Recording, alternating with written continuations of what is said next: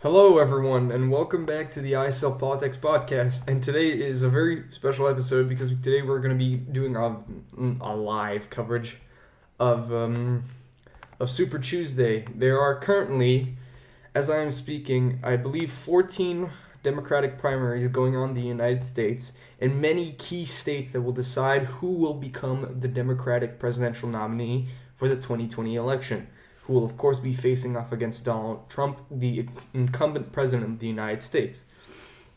So today's episode is completely devoted to doing a very, very long episode. I'm aiming this episode to be 2 hours, and we're going to be covering everything about Super Tuesday. For example, we're going to be talking about who is leading in the polls, who is leading in which state, what the impact of this will be, and also we're going to just be checking out results as they come in.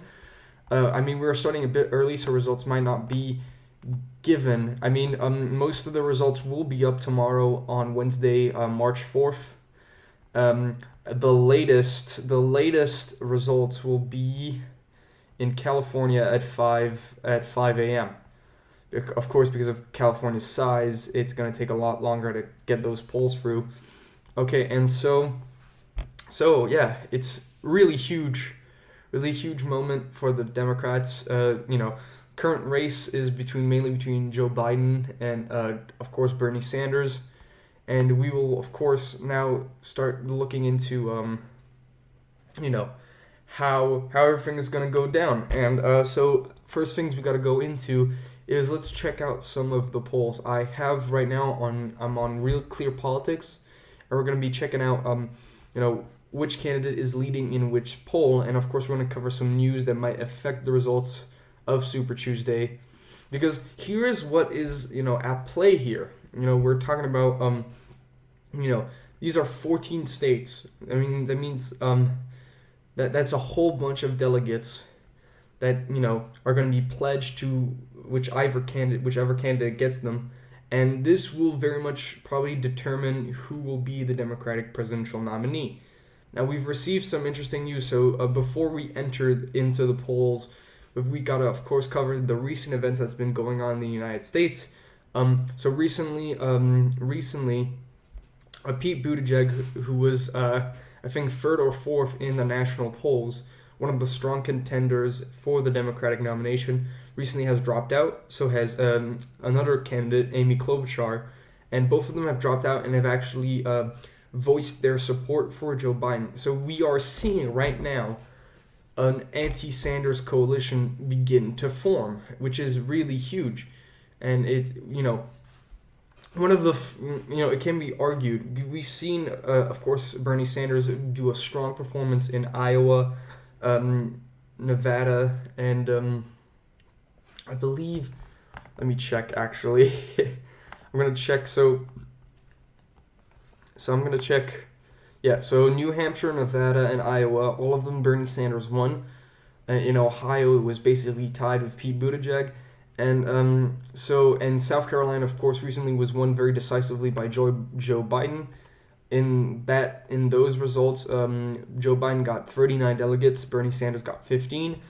And so currently, as it stands, here are the following, delegate counts. So Bernie Sanders has 60, Joe Biden has 54, Pete Buttigieg has 26, Elizabeth Warren has 8, and Amy Klobuchar has 7. Now, since Pete Buttigieg and Amy Klobuchar have now backed Joe Biden, this means that technically, theoretically, on all accounts, Joe Biden is leading for the nomination. However, of course, everything is still up to be decided, because today is such an important date for the Democrats. We're talking about.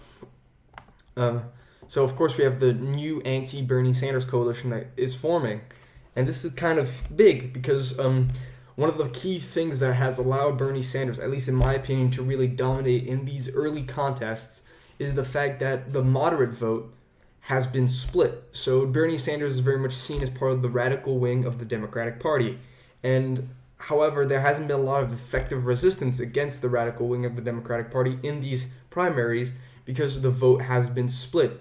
Pete Buttigieg, Amy Klobuchar, and Joe Biden all have a very similar message of being, moderates in comparison to Elizabeth Warren and Bernie Sanders. These are the moderate Democrats, right?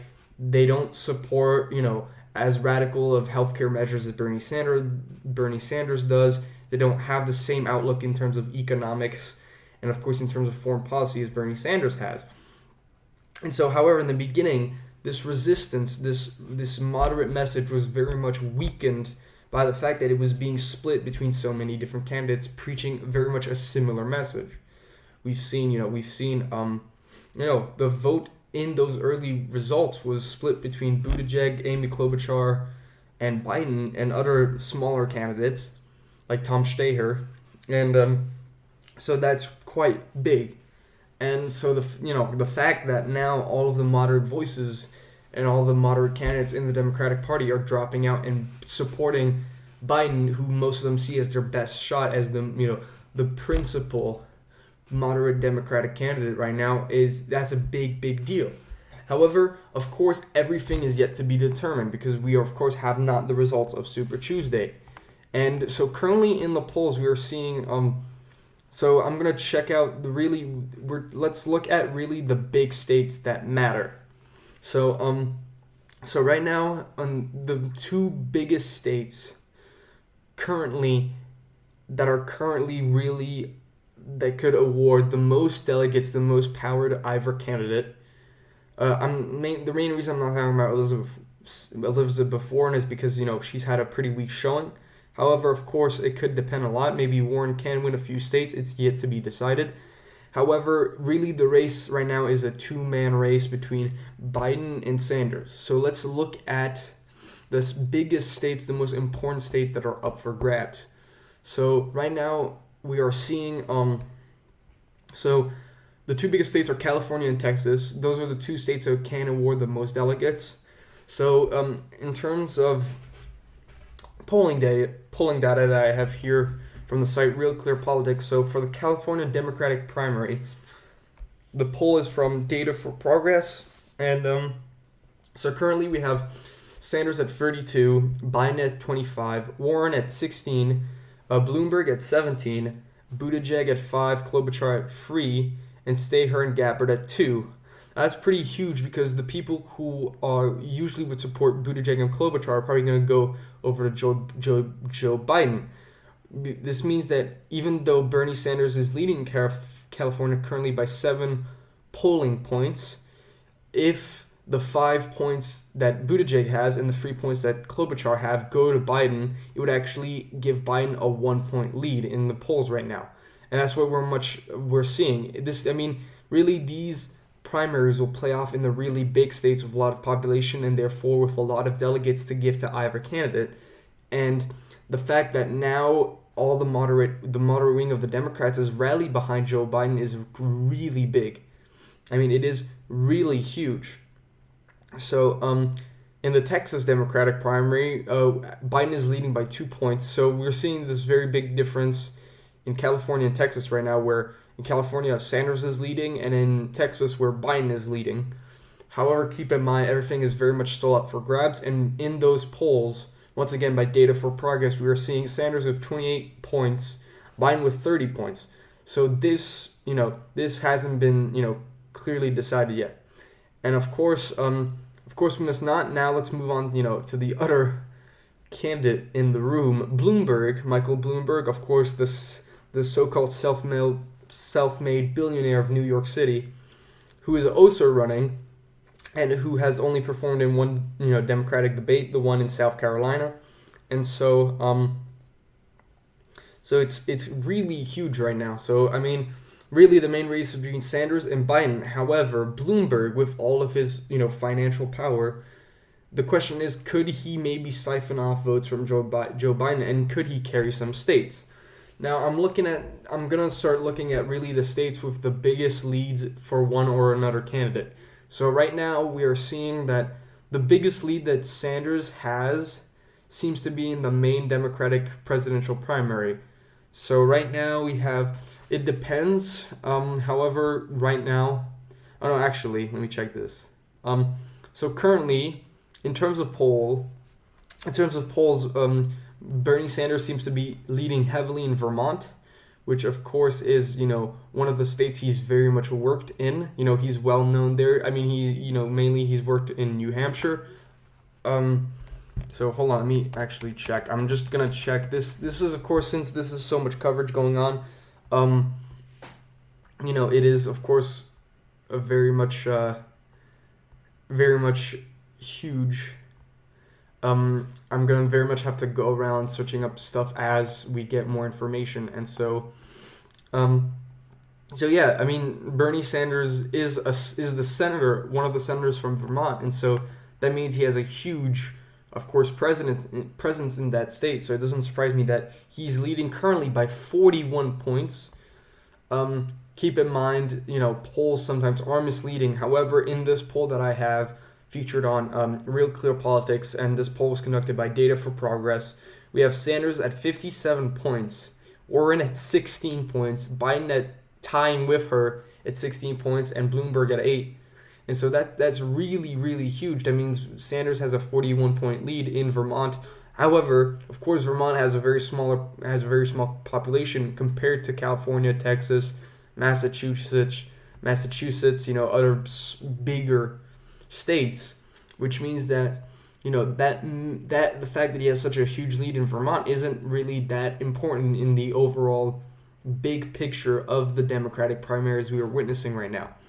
And so right now we are, in terms of Biden's biggest lead seems to be in North Carolina and in Alabama, where he is leading at a very strong 20 points plus poll. So in North Carolina he's leading by 27 points. In Alabama he's leading by 25 points. To me this is not very surprising. I mean, we've seen Biden perform incredibly well in South Carolina. So I'm not surprised that, North Carolina would also be carried by Biden, which is where he has his biggest lead right now. However, one thing that is for sure is that a lot of it will be determined by geography. We are seeing in southern states, for example, in Arkansas, Alabama, Georgia, which is, I don't think is actually, Georgia is not up right now.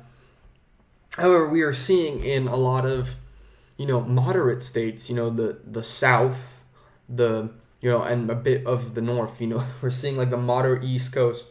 We are seeing, Biden currently lead very much in those states.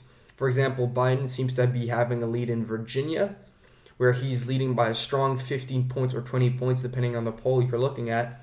And so it seems that a lot of this stuff is going to follow on geographics, because we're seeing that Biden is polling a lot more strongly in the South. Of course, the South is historically in the United States been very much the conservative part of the United States. And so it makes sense that people would gravitate towards towards voting for a more moderate Democrat, who might be seen as more conservative because of the fact that he's more moderate than Bernie Sanders. Bernie Sanders, of course, is a very progressive, and of course a socialist candidate, and so you see where Sanders will not have a lot of appeal in terms of in the South, where he will face a lot of challenges because of the fact that he's perceived as a hardcore socialist, and of course as a very hard progressive, compared to Biden, who can really present himself to southern states as a moderate, somebody who's willing to work with Republicans, somebody who's able to work effectively with Republicans. And so I think that's what is leading to Biden carrying a lot of the southern vote, is the fact that they see him as a very much more conservative, more moderate option than Bernie Sanders, which could explain a lot, which could very much explain the reason why he's leading in the southern states right now. Okay, and so right now I have I'm gonna pull up a Telegraph article about the race, and because I wanted to see one thing I want to look at during this coverage is how different countries are also reacting to these primaries. And so let me just read off from the article. And so Joe Biden's hopes of beating Bernie Sanders for the Democratic presidential nomination received a boost after a string of moderate rivals dropped out just before today's Super Tuesday vote.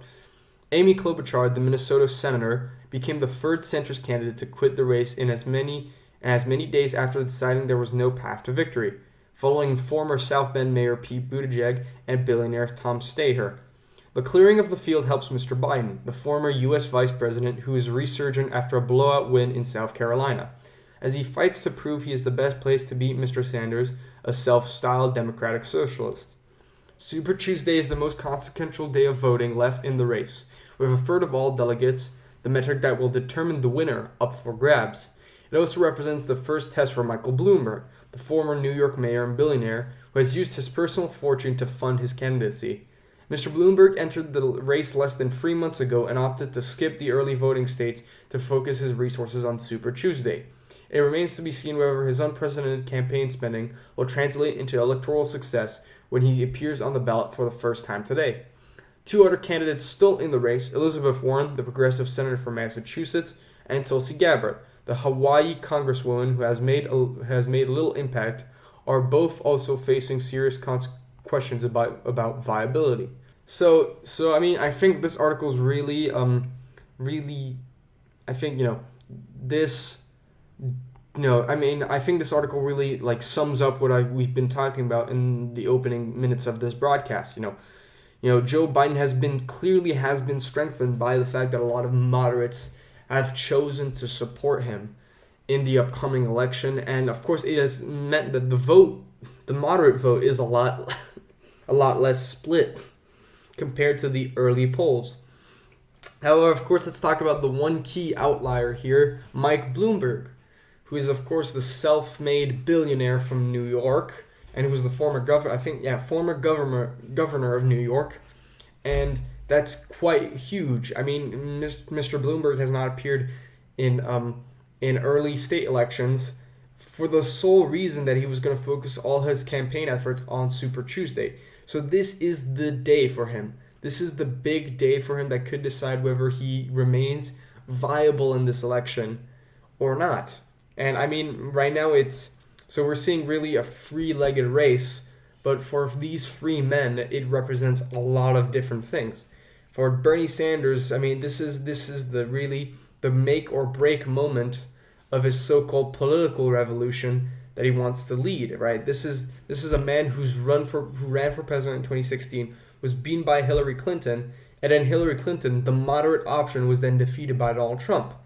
And so Bernie Sanders has been able to use the fact that, hey, look, we nominated a moderate the last time around, and she lost badly, right? Everybody thought that Hillary Clinton was going to win, and she lost spectacularly. So I think, Bernie Sanders has been able to use that argument a lot in promoting himself. Like, hey, the moderate option didn't work against Donald Trump.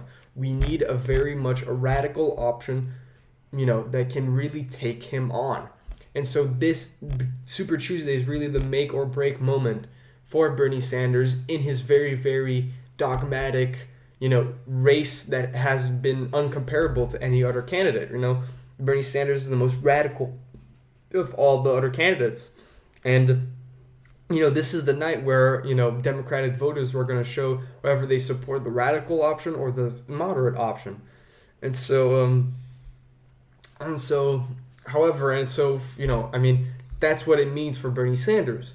When it comes to Joe Biden, this race represents his attempt to secure the moderate vote and to show that, hey, the moderate option beats out against the radical option, and clearly in the preceding days to this vote, there's been a lot of signs pointing to that.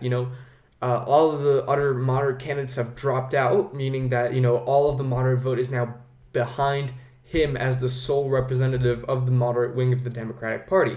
This could, that's huge. That could represent maybe a really huge strengthening of his position, and a lot more voters who, instead of voting for example, Amy Klobuchar or Pete Buttigieg, are now going to vote for Joe Biden because he represents now the moderate vote and has no other moderate opposition.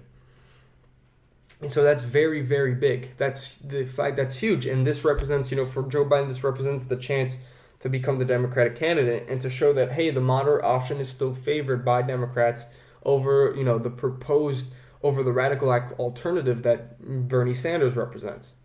And so, for Michael Bloomberg, what Super Tuesday represents for him is even bigger, right? His entire campaign is relying on the fact that he will do very well today, that he will do extremely well during today's vote. And, there's not a lot of science pointing to that. However, that's the thing, right? A lot of it, even though the polls are showing, that this is a two-man race, we've seen upswings before in terms of elections, right? Clearly what 2016 has shown us in terms of the United States electoral system is that, you can't expect to trust the polls all the time. So despite the fact that Michael Bloomberg doesn't seem to be leading in any of the polls we're looking at here, there's still a chance that he could be very much leading and be able to score a surprising win, and anything is up for grabs right now. And, perhaps Bloomberg's strategy of waiting until Super Tuesday to really, really try to get that nomination maybe will pay off. We don't know yet. I mean, the results of the vote will make it clear whether he should have done that. And, so that's really big. And so, currently I am looking at all of the primary. We're currently not having any reports in of how the vote is turning out, which delegates have already been pledged to who. However, I'll keep you updated when that changes. And so currently, to make everybody up on the same page, there are roughly, I think, that looks like 14 states. So here are the following states up for grabs in today's Democratic primary.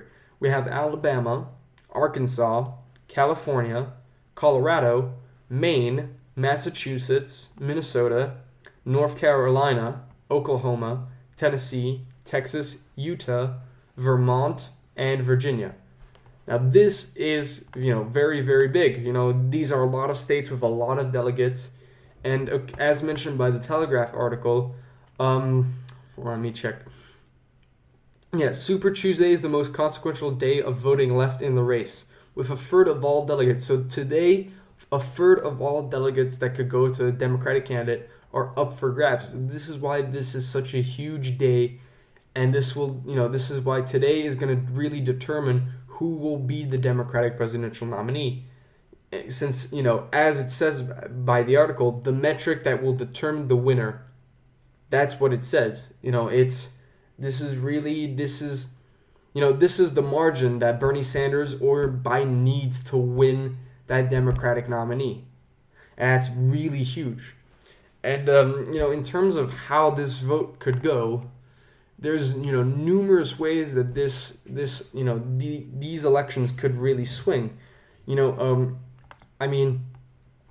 One scenario, and so here I'm going to propose a few scenarios. Keep in mind this is only my opinion, but one scenario is that we see Joe Biden score a really strong win today, and that we see him win the margin he needs to be the self-assured, Democratic presidential nominee. That would be basically the entire Democratic Party saying we are backing the moderate ticket, right? Despite the early leads that Bernie Sanders had, the Democratic Party is still fundamentally a liberal moderate party, right? It's not a democratic socialist party like Bernie Sanders or Alexandria Ocasio-Cortez wanted to be. It's very much still a very much moderately minded party. And, depending on how that goes, a Biden win would certainly reassure the moderate vote. However, what's interesting to see is how, Bernie Sanders will react. Is Bernie Sanders going to drop out of the race? Is he going to keep on running even if he has no chance of winning? Or is he going to keep on running as a candidate from another party? And now that in itself is really, really big. Because if Bernie Sanders still decides to run, but for example, as the candidate for another party, his own party, like a socialist party that he's created, if he decides to run, that has huge consequences on the 2020 election. because of course that would lead up to the Democratic vote splitting alongst its radical and moderate wings, which could lead up to Donald Trump winning, or it could lead up to there being a hung electoral college, and therefore the House of Representatives needing to vote on who the president is. That would be unprecedented in American history. I only believe it's happened once, where the House of Representatives has had to vote on who will be the next president because the Electoral College didn't give anybody a clear majority. And so that'd be huge, and that is a potential result of a Biden win. Now, the second scenario that a lot of people are imagining right now is there's going to be a Bernie Sanders win. Despite the polls showing one way, Bernie Sanders could the small lead that Joe Biden has isn't actually all there, and Bernie Sanders could winning, big states like California, like Massachusetts, and those, states with a lot of delegates, which means that he would end up, in this scenario, we would see Bernie Sanders gaining all the delegates he needs to become the Democratic presidential nominee. Or we could also see him maybe not perform as well, still win, but not perform as well, and then be shut out of that nomination. Because, of course, in the Democratic Party system, we have things called superdelegates. Now, what superdelegates superdelegates are people inside the party itself that can vote for the candidate they want. They don't have to vote based on how Democratic Party members have voted. They can vote for whoever they want. So the Bernie Sanders win scenario could lead to two outcomes. Either he wins a really decisive victory, meaning that he has all the votes he needs, all the delegates he needs to become the Democratic presidential nominee, or he wins still, but doesn't have the required votes needed to really assure everybody that he can win it. And then, for example, some delegates are going to go to Biden, and so then the superdelegates from the Democratic Party can step in, vote for Joe Biden, and then deny Bernie Sanders that Democratic Party nomination, which would be huge, right? It would be showing just how kind of messed up the whole party nomination system is. However, and it would show just how much power the superdelegates have in the Democratic political system, and so that is really huge. And of course, a third scenario, which is much less likely, but maybe it will happen, maybe Michael Bloomberg wins. Now, despite the fact that he's not leading in any of the polls, he isn't the leader in any state right now, there is a small chance that maybe Michael Bloomberg will come out on top. Now, does that mean that, however, Michael Bloomberg is banking on him winning decisively, and he has not really performed all that well? He's only been on one televised debate, and he was completely attacked from all sides, from Warren, from Joe Biden, from Bernie Sanders. Michael Bloomberg was attacked from all sides. Hold on. Maybe, if I remember correctly, Michael Bloomberg was only on one debate, but maybe two. But as I said, it doesn't matter if it was one or two. He was attacked on all of them, right? Michael Bloomberg has taken a beating from all, the moderates and the radicals of the Democratic Party. So, if we're basing Michael Bloomberg's chance of victory only on polls and only on how he's been represented on debates, he has no chance. However, there is a small chance that maybe because Michael Bloomberg has been spending ungodly amounts of money campaigning and putting ads everywhere, maybe that will be the factor, right? It would be it would make clear to everybody that, hey, money still talks in politics, right? We could there's a small chance, but that would be a huge impact. And Michael Bloomberg wins this nomination based on money alone. And that would be very, very big as a result.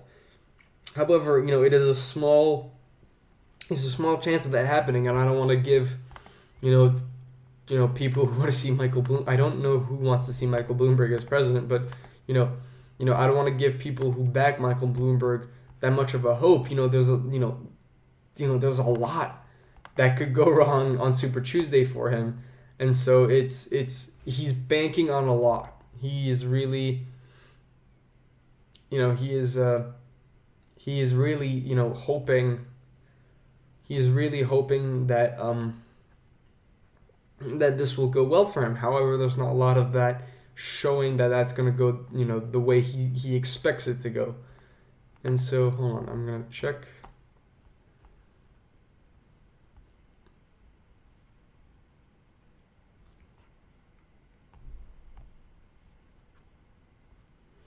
And so, so that's really big. And so, okay, actually, I've pulled out an article by The Guardian. I'm relying on a lot of British newspapers today, but here is what's going on right now. So we are seeing, currently we are seeing, so I just want to inform you guys that are listening to this podcast, what sort of delegate numbers are we dealing with? Which are the most important states right now? And so currently we have so for today, Super Tuesday, March 3rd, here are how each of the delegates are going to be allocated by state. So California, 415 delegates are up for grabs. That's huge. Texas, 228 delegates are up for grabs. North Carolina, 110 delegates are up for grabs. Virginia, 99 delegates are up for grabs. Massachusetts, 91. Minnesota, 75. Colorado, 67. Tennessee, 64. Alabama, 52. Oklahoma, 37. Arkansas, 31. Utah, 29. Maine, 24. Vermont, 16. And then we have two smaller categories. Democrats abroad are going to be deciding 13 delegates today. And American Samoa, a territory of the United States, has 6 delegates up for grabs. That's very big. That's very, very big. So, clearly the 3 biggest states in play tonight are going to be California, Texas, and North Carolina. And when we check the polls, it seems that Sanders has a small lead in California. Biden has a small lead in Texas. In terms of North Carolina, Biden is leading by a mile. And so, currently Biden is leading in the second largest state by delegate and the third one. And so that's already 328 delegates that Joe Biden, if we're basing this on the polls alone, is probably going to win. Now, of course, this is not how the Electoral College works. If you win a state, you don't get all of the votes. However, so we could see maybe Joe Biden win half of Texas, 2/3 of Texas, and then, Bernie Sanders winning the rest. So I don't want to say, just because Joe Biden, so let me make it clear, just because Joe Biden is leading in Texas and North Carolina doesn't mean he's going to get all of those delegates, 100% of them. A lot of them could still go to Bernie Sanders. And so, in the states where one candidate is leading by a mile, the real question is, how much can his opponent really siphon off delegates from him? And so it's going to be interesting to see that, in the very close races like California and Texas, who is going to come out on top? By how much is the opponent going to lead? Like how many delegates is the opponent going to lead? Because it's going to, of course, play a huge role, because, of course, more states than California, Texas, and North Carolina are up for grabs right now. So, so a lot is at play. And so I think that's a really great article to show you just how many delegates, 1/3 of the total, are up for grabs. And that's really big. That's huge. And so we're going to take, I mean, that's basically our pre-cover done. I'm gonna take a small break. We're gonna just, we're gonna come back on when we see the votes rolling in, when we're starting to get a clear picture of who might win which state, and we'll check in with you guys when we start getting some actual coverage. And I hope you found at least the pre-cover really insightful on how to interpret all the results we're gonna get on this hugely important date for the Democratic Party. Welcome back, everyone, to the podcast. So, as you all know, we are covering Super Tuesday, and now with all the results in, we can clearly make some predictions about the results of Super Tuesday, the future of who will win the Democratic presidential nomination, and much, much more. So, let's go over the states that were, being contested in Super Tuesday. Let's discuss who won. And let's, make predictions based on what has occurred right now in Super Tuesday. So, the states being contested during March 3rd were Alabama, Arkansas, California, Colorado, Maine, Massachusetts, Minnesota, North Carolina, Oklahoma, Tennessee, Texas, Utah, Vermont, and Virginia. So we can already call all of these races. Most of the polling number has been in. All of the states have declared their victors. So in Alabama, Joe Biden won. Joe Biden got 40 delegates. Bernie Sanders got 7 delegates. Michael Bloomberg got 1. Arkansas, Joe Biden won again, 17 delegates. Bernie Sanders, 9 delegates. Michael Bloomberg, 5 delegates. In California, which was, of course, the one with the most delegates that could be gained during Super Tuesday, we have Bernie Sanders that won. Bernie Sanders won 155 delegates. Joe Biden won 93 delegates. Michael Bloomberg, 14 delegates. And Elizabeth Warren, 9 delegates. And in Colorado, we have Bernie Sanders, who won with 20 delegates. Joe Biden with 9 delegates. Michael Bloomberg, surprisingly, with 9 delegates, tying with Joe Biden. Elizabeth Warren, 1 delegate. In Maine, there's a win for Joe Biden with 11 delegates. Bernie Sanders actually came quite close with 9 delegates. Elizabeth Warren with 4 delegates. In Massachusetts, Joe Biden won by 37 delegates. Bernie Sanders 29 delegates. Elizabeth Warren 25 delegates, which is of course her home state. So it was predicted that she would perform. This was where she was going to perform the best. However, she still came in third. In Maine, we have in Minnesota, we have Joe Biden that won that state with 38 delegates. Bernie Sanders with 27 delegates. Elizabeth Warren with 10 delegates. In North Carolina, Joe Biden came out with a crushing victory. Joe Biden got 65 delegates, Bernie Sanders 35, Elizabeth Warren 2, and Michael Bloomberg 1. In Oklahoma, 21 delegates have been given to Joe Biden, 13 to Bernie Sanders, 2 for Michael Bloomberg, outperforming Elizabeth Warren, who got 1 delegate in total. In Tennessee, Joe Biden won. 33 delegates, Bernie Sanders 18, Michael Bloomberg 10, surprisingly. Elizabeth Warren with just 1 delegate. In Texas, the second most state with the most delegates to offer, Joe Biden won with Joe Biden getting 111 delegates. Bernie Sanders with 102, so a close lead. However, Joe Biden led with a 4.5% in the popular vote. Michael Bloomberg got 10 delegates, and Elizabeth Warren got 5 delegates. In Utah, Bernie Sanders managed to secure a strong win with 12 delegates, Joe Biden 2 delegates, and Michael Bloomberg 2 delegates. In Vermont, we have Bernie Sanders that won with 11 delegates, Joe Biden 5 delegates. And, of course, last but not least, we have Virginia, where Joe Biden really once again led a crushing victory against Bernie Sanders with 66 delegates gained, Bernie Sanders 32, and with Bernie Sanders 31 and Elizabeth Warren 2.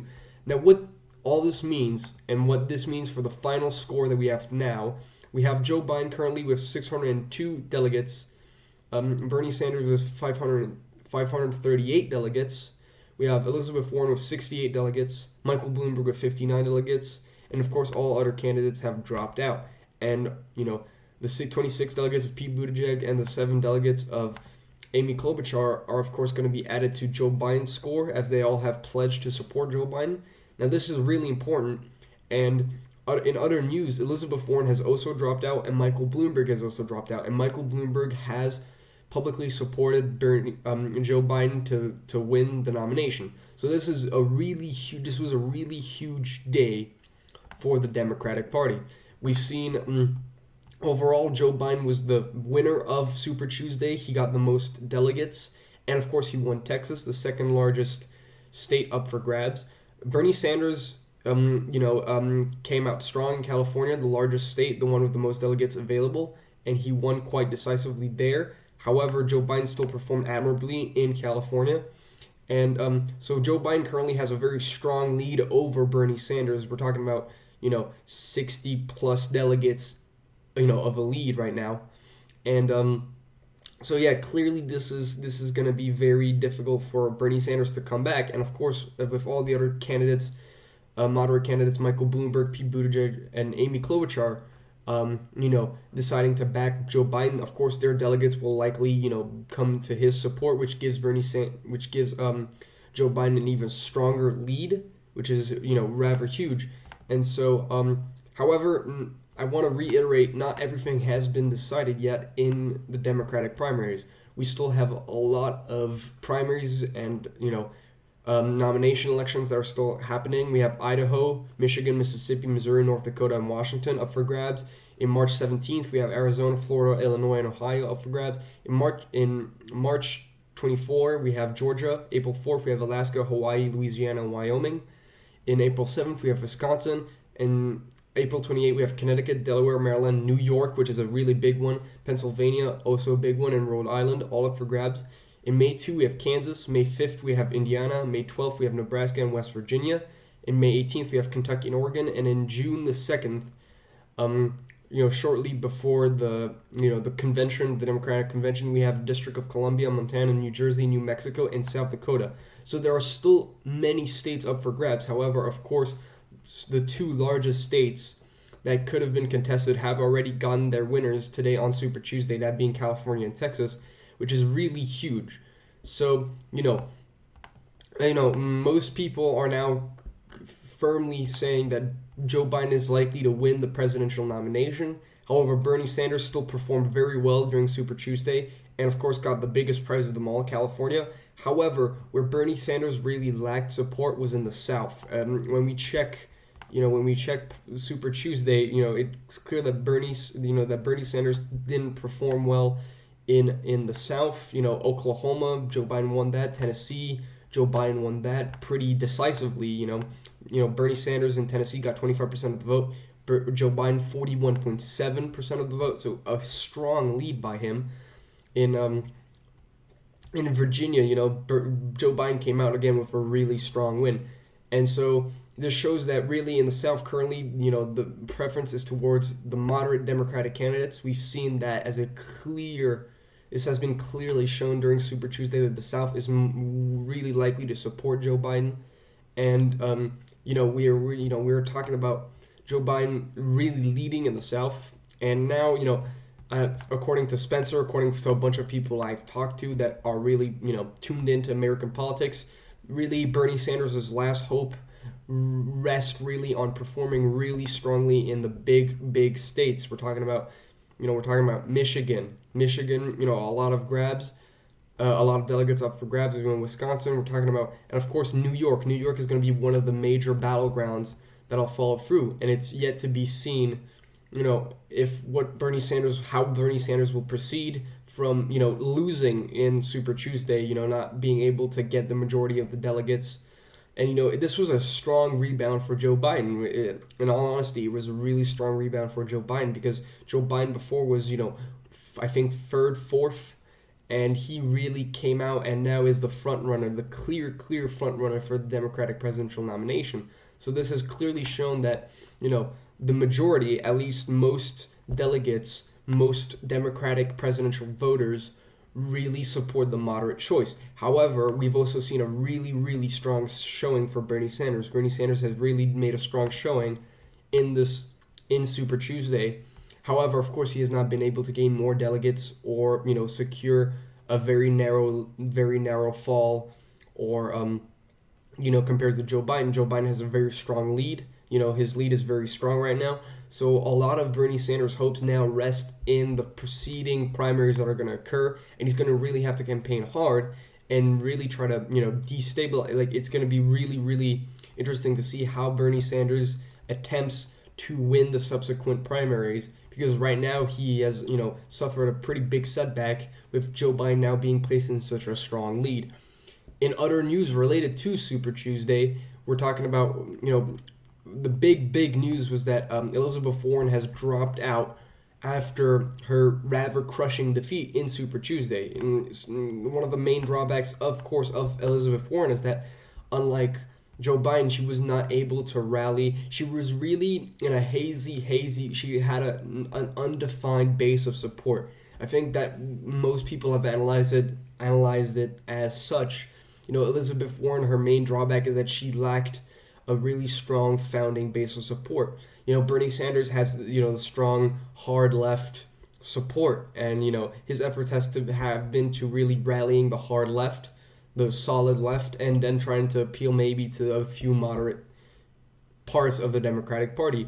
Meanwhile, Joe Biden, of course, he has a really strong base of support. He appeals to the moderate Democratic voter. He appeals to the, blue collar working people of America, and that base, and the fact that all the other moderate candidates in the Democratic presidential nomination process have decided to support Joe Biden has really given him that boost, because now the moderate base isn't as divided as it was before. It's all united under Joe Biden. And I think that really has allowed Joe Biden to really come out with a strong win on Super Tuesday.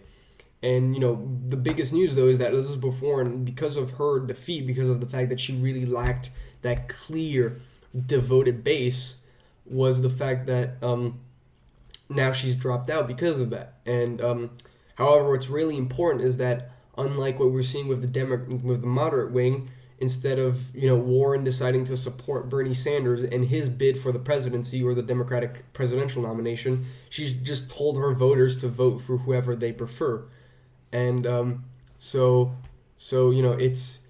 it's really important, and to see how her voters will now vote now that they're no longer able to support Elizabeth Warren. I have an Associated Press article which really explains this rather well. In an interview after Warren's departure was announced, Tony Van Pelt, the president of the National Organization for Women, urged her not to back Sanders. She has a lot of leverage right now. This is direct quotes. She has a lot of leverage right now. We do trust her to make the right decisions on how to proceed. We like her to not rush into this, Van Pelt said. We think that our constituents, our members, will not necessarily think of Sanders as the best choice. We wouldn't have the Violence Against Women Acts if it wasn't for Biden's leadership. So we know that he's performed. Sanders doesn't have a record. He's really, as far as we've done next to nothing for women and for issues and for the things that are our priorities. And so, we're seeing that, some parts of the Warren voter base is not necessarily going to back Bernie Sanders. And so it's really, really, really huge that, the biggest question, proceeding forward is how much of the Warren voting base is going to now support Bernie Sanders. Because the more of them that don't, the stronger Joe Biden will be able to, cement his lead. And, a lot of hopes, because, if Elizabeth Warren's delegates were included with Bernie Sanders' count, he would be leading. And I think, we shouldn't underestimate the fact that, as Tony Van Pelt said in that interview, she has Elizabeth Warren and her delegates and her voting base, despite the fact that they didn't win and weren't able to really expand in its appeal, still have a lot of leverage in the preceding primaries. Because, depending on how much of them decide to back Sanders, we could see Sanders really losing his lead, because if most of them decide to back Joe Biden, his lead will really be cemented and he'll really gain that lead. However, of course, I don't want to talk about doom and gloom, and of course, I don't want to really make really super strong predictions. I don't want to make a bunch of really concrete predictions, because there are still a lot of primaries up for grabs following Super Tuesday, and we shouldn't really make a super decisive conclusion based on these results. More than half of the country is still up for grabs, so there's still a lot at play here. And so I want to go into another Associated Press article, because of course Bernie Sanders, despite the fact that he couldn't gain the most delegates, won the biggest prize of Super Tuesday, which was California. So here's me reading from the Associated Press article. Bernie Sanders won Super Tuesday's biggest prize, taking California on a night he sought to blunt the momentum of a suddenly surging Joe Biden in the race for the Democratic presidential nomination. California was only one of the 14 states that voted Tuesday, but it's more than 400 delegates make it the most coveted primary in the narrowing Democratic field. But it is not clear how many delegates Sanders will claim from California, given the state's complicated process for awarding them. The final tally won't be sorted out for days, as state officials still must count late-arriving mail-in ballots. In early returns, Sanders led with 29% of the vote. Biden was second with nearly 19%, while former New York Mayor Michael Bloomberg was third with just under 18%. Massachusetts Senator Elizabeth Warren was fourth with 12%. So I think this article is a little bit out of date. It's yesterday, and so we're one day ahead, and so California, we have 93% reporting from, from the Associated Press as a source, and, Biden still, and Bernie Sanders still has a really strong lead. He has 155 delegates right now. Joe Biden has 93. And so, that 7% might make a big difference. However, it's still left to be seen. However, it is clear that Bernie Sanders did a strong showing in California and therefore won the biggest prize of Super Tuesday. However, of course, he hasn't been able to really win Super Tuesday as a whole. So, that's really what we should take from this election. And, it's been really big, and, it's been a really interesting Super Tuesday. We've seen a really strong rise in the hard left wing of the Democratic Party. And, and despite Joe Biden really surging forward as the lead candidate, a lot of it is still undecided. And so we shouldn't really make a bunch of really, really solid conclusions. However, I can understand if a lot of people really believe that now Joe Biden is almost guaranteed to win that presidential nomination, especially with Elizabeth Warren now deciding to back Bernie Sanders, and with Joe Biden really having a lot of support from the Democratic Party membership and leadership. So those are the main takeaways. Bernie Sanders really led strong in liberal states. Bernie Sanders was one of the clear winners in the liberal states. However, he lost Super Tuesday as a whole. We can say definitively that Bernie Sanders has lost Super Tuesday. However, it has only given Joe Biden a very strong lead, and Joe Biden is still going to have to put in a lot of effort and a lot of work to maintain that lead and make sure that he keeps that front, those leading delegates in line, and make sure that he really solidifies the gains he's made on Super Tuesday. He cannot, at this point, Joe Biden still, despite his really great victory today, cannot rest on his laurels. He can't just use this victory as the cutting off point. He has to really still put in a lot of work if he really wants to unquestionably beat a Democratic presidential nomination.